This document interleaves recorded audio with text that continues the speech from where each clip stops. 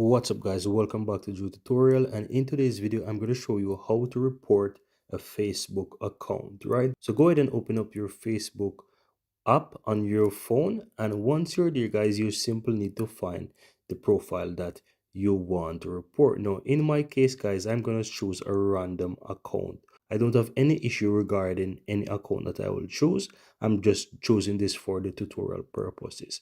Once you find an account guys, you want to open up that account profile, and once you find that profile, you want to click on the three dots beside where you have the follow, message, and the three dots. This will give you more options. So once you click on the three dots, you have a bunch of options here, including report profile. So you want to click on that, and then you'll have a bunch of different options that you can choose from: hate speech, nudity, violence, harassment, and so much more. So you want to go ahead and choose whatever reason you want. So in this case, I'm going to just tap some things. For example, I will choose fake name, and once you do that, all you have to do is just hit the done button, and that's all there is to it. Now as I said, this is only for the tutorial purposes. I'm not going to hit done because I don't want to report this person for fake name. It's just for tutorial purposes, but I hope you get the idea.